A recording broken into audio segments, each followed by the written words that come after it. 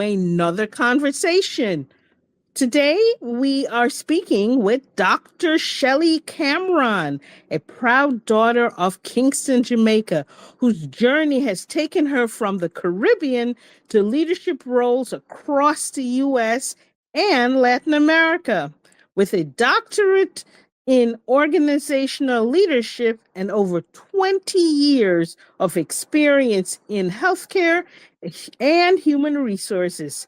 She's become a trusted consultant, coach, and speaker. Through her book, Success Strategies of the Caribbean American Leader, and her coaching work, she inspires people to discover who they are, embrace change, and step boldly into their best selves.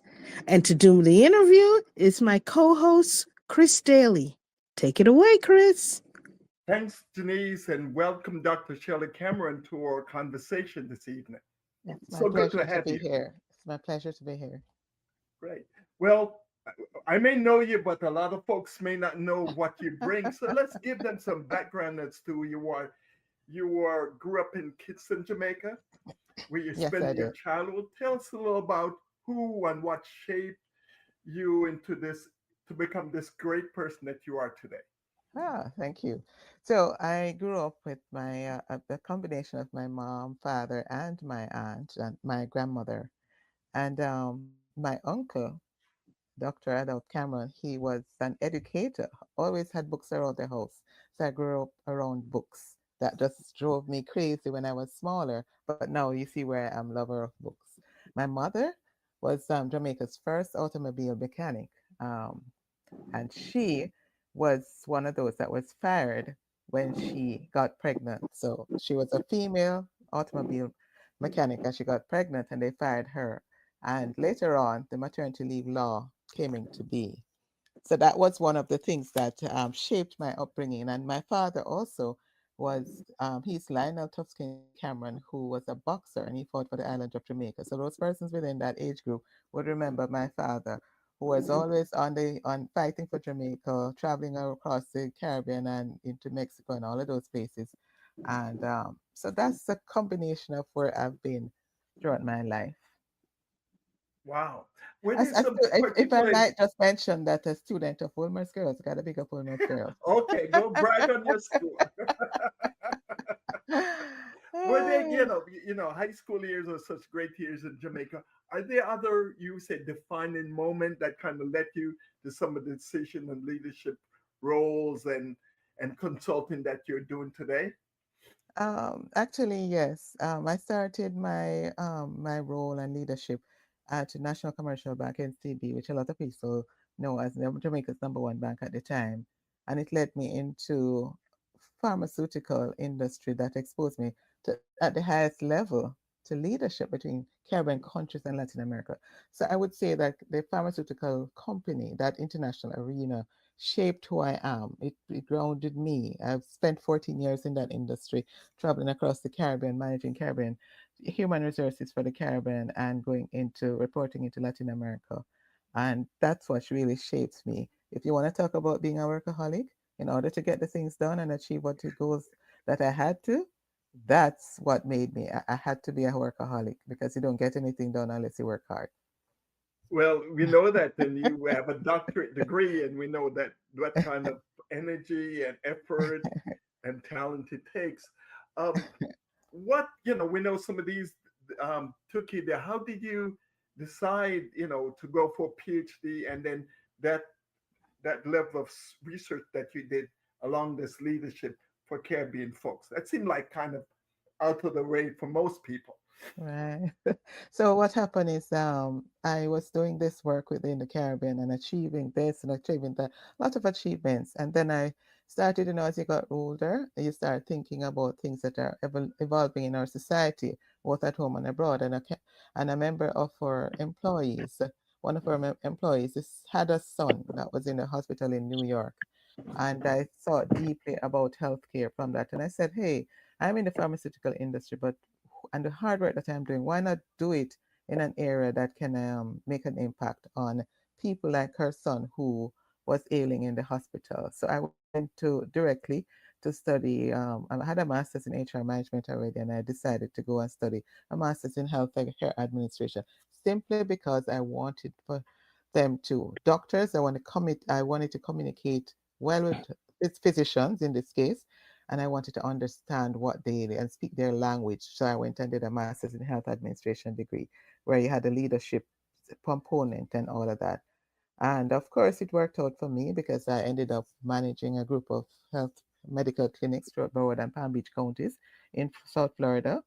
And that's really what brought me into organizational leadership to make an impact. So I buried my head into that. And if you want me to take it a step further Well, into, yeah, let's talk a little about, but yeah, everybody knows about GlaxoSmithKline. That's such a powerhouse in pharmaceuticals. Talk uh, about how that extent of your life shaped you. so that stint shaped me in the sense that I went through three international mergers, three different mergers. And a merger in any shape, size, or form is hard to deal with because you have different people of different organizations coming together. And in the end, the last company, we had two pharmaceutical giants that merged.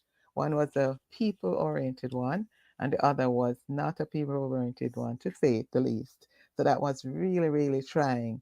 And I did everything that was the hardest part of my, if I can think of my professional career, to bring these two giant companies together in the Caribbean, different countries, understanding different countries' laws and all of that, and two different cultures and all. And that brought me, when I was able to work with the leadership, I must mention the leadership because if you don't have leaders who actually care, then you will never get anything done. But the leadership gave me the autonomy to do what needed to be done, and I was able to travel to different countries and work with them until our cultures were aligned together. And at the end of it, we won the inaugural Employer of Choice Award.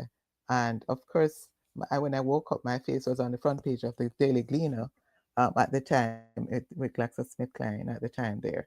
So I mean, it has been quite a bit going through, staying continuing education and HR leadership and labor lawyers. That's one of the things that I tend to keep in touch with because I want to know how laws evolve, how society has evolved, and all of that. Does that answer your question? It certainly does. One of the things that I know you for is, you've been developed this 30 on the tour, the leadership within the Caribbean for these many years. You've led that. Right, There's certain right, characteristics I know you look for. right. Your book kind of captures all of that. But I'd like for us to maybe talk about the three most consistent ones that you look for in leadership. Okay, so for me, and based on my research on success strategies of Caribbean American leaders that are living in the United States, the three ones that I personally look for are self-confidence, because you need to be confident and persistent in what you want to do. You get nothing done unless you're confident in it. And the second characteristic that I look at is adaptation. How well are you as a learner? Learning. Immigrants in the United States learn. They have to learn new ways. They have to adapt to new cultures and how people get things done. But still be yourself. Those are some of the qualities that we look for as far as the 30 under 30 is concerned. And communication skills is very, very important to this to anyone anyways. And it doesn't mean that you have to be a speaker, but yes, if you're being a speaker, that's a definite important thing. But being accessible to others and how do you impact others in your community and all of that, that's what is important. That's wonderful. I know one of the major roles you play now, as we live in times of lots of change, lots of disruption, lots of uncertainties. And to navigate that kind of scenario takes a certain amount of characteristic and training. Could you speak to some of that? The characteristic and That tra- and the characteristic traits that allow people to navigate uh, with a distinct advantage times of uncertain, times of disruption, times of change. I think that in the times of change and disruption, I think one of the characteristics that stands out for me is again coming back to communication, because you have to be able to overcome resistance to change. People are, if you're in an organization, people need to know what is happening. They don't hide the things. Don't let them feel as though they can't trust you. So communication, open communication, and celebrating small wins is one of the most outstanding traits I can mention right now. You've also looked for, for Caribbean immigrants that they've been able to, from their, what are some of the things that you think prepare them to be able to acquire this kind of adaptability to this um, rapidly changing tech-driven world?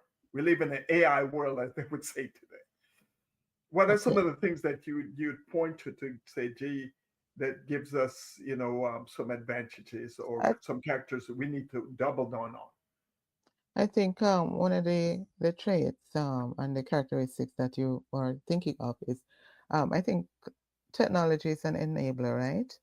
So they're not to fear it, because I've been in many meetings and I've found that, especially in HR in organization, a lot of them are fearing this AI and they're finding rules as to not to use it and all of those things. But when you embrace it, then it helps them to learn, employees and organizational leaders to learn. It helps you to be more efficient.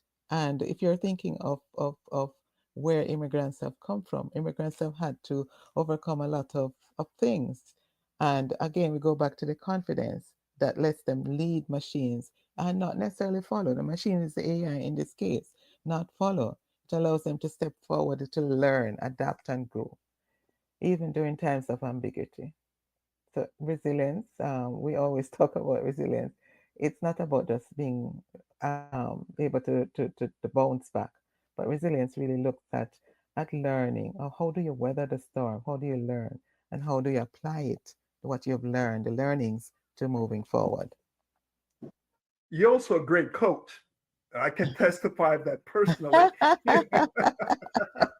Thank And you. but somehow I just sense in a lot of people I eagerly get a coach. Usain Bolt had a coach, but Yes, yes. some folks from the Caribbean, they do not understand the value of having a coach. Right, Could you right, speak to right, some of that for us? right. I think people don't understand what coaching is. Coaching lets you understand, as far as coaching is something that is an what is it? It's a tool that people underestimate. And I always use the example, like you just did, of Usain Bolt. He was well known right across the world, worldwide, yet he had a coach. Athletes have a coach, right? The footballers have a coach. So it is the same thing with leadership. Leadership needs leaders, need coaching. And I've had recently leaders who have really been asking questions because they're now navigating a society where you have different generations. How do you adapt to the Gen Zs? How do you adapt to the Gen X? How do you adapt to all the different types of personalities in a workplace? There are things that they have to do. And that's when they come to me, we go through it. And all the work that I do with individuals are all confidential. So it's to give them that safe space to be able to speak freely, and work towards a solution that they want. Oh, fabulous. One of the place that's an emerging marketplace that is people capturing their story, writing their memoirs. I know you're also a writer. So let's talk a little about that. You're a coach and writer, you're also a writer. And how are you helping people capture their memoirs that they can have a legacy? That's a part of their legacy.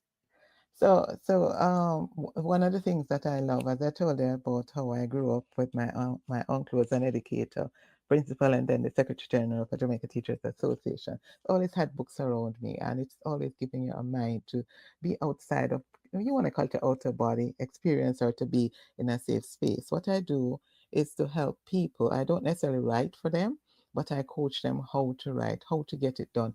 How do you start with a first chapter? How do you get to a second chapter and to build it up? And if you want to take it back as far as you're talking about, specifically about memoirs, how do you get into? I had recently one of my clients and I can mention her, was Bert Hammond's niece, and she wrote her book, Sherry Baby, Sharon Gordon. She wrote her book, Sherry Baby, and she was writing from her space of growing up in Jamaica before she migrated. So those are some spaces that she just delved into what happened during that time when she was there in Jamaica and how did she grow up, and she went into scenes and chapters. That's how you quote someone now, how as to how to write and to capture those memories that they have. I'm pretty sure somebody listening to this conversation will think, boy, I could do that. I may have a story to tell. Right. What would you say to them? What were the first steps you would suggest that they take? You know, the first step I would tell them to take, most people come and they want to write, they haven't started anything. Or if they've started, pull them all together. So I have had persons who have come and they have, well, the traditional composition book, so to speak, and they have them in piles here, here, here. Pull them all together and start writing, writing. Type it out onto the computer, type it in wherever you can. But the most important thing is to write. And most important before even starting writing is to have that mindset to step out. Hey, I'm gonna write this, and that's where the coaching comes in, because sometimes they're afraid who will want to hear what I have to write, as say Shelly Cameron. Shelly Cameron, what is it that Shelly Cameron has that has to be put out into the world? So that's where the self-confidence comes in, because you're managing yourself as well. Going back into the leadership, the leadership is intertwined Okay. into all of this, managing yourself. You do such a wonderful job allowing people to have their full agency. So thank you for that. Because I've Welcome. known, I personally testified to that, and even my family members can also. So thank you. Yes, Some thank you. folks may Welcome. not, they say, gee, we do not live where you are. But one of the way they can have access to some of your wisdom is to your book. Right, You've done right. a second edition of that. Speak a little about your writing and how they can actually gain some of your wisdom through your book. Okay, so what I did, and if I'll take a little step back to say that I started this work when I realized that I started a doctoral program in organizational leadership because I wanted to do business. I'm always in business. And then leadership, and I look at the difference in people who are there who are aligned with the leadership that are at the highest level that I've been at. And then you had the others who were struggling. So I said, what is the difference? And I thought of Colin Powell, one of the favorite persons that I had, because he was born in the United States, but to Caribbean parents. And I said, if he can come so far with his little parents, why is it that the others who are struggling can't reach there?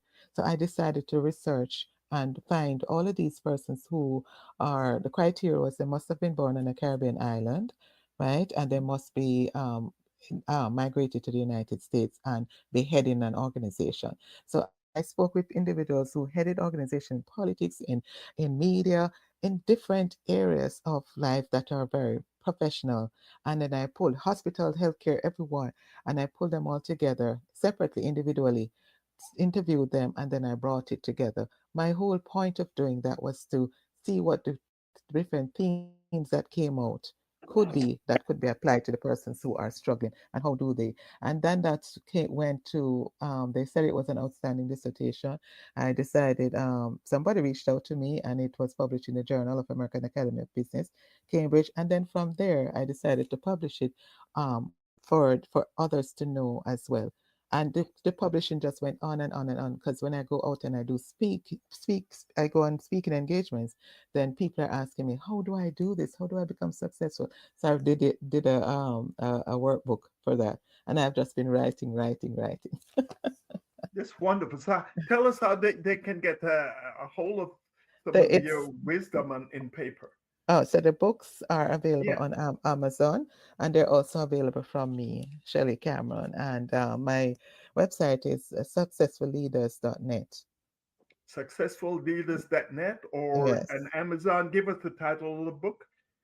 The title of the book is Success Strategies of Caribbean American Leaders in the United States. Why some succeed while others don't.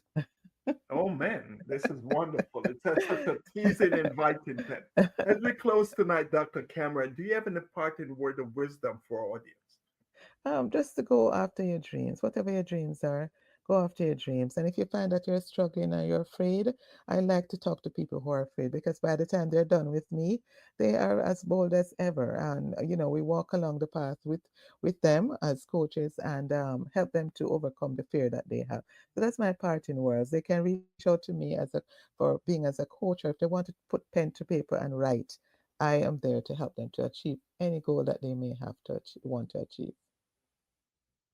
Okay, and so to learn more about Chris Daly, visit askchrisdaly.com. To learn more about Jamaican diaspora, visit jamaicandiaspora.com. And Dr. Cameron, give us your contact information one more time. So you can find me on successfulleaders.net, and the other place is www.ccahr.com.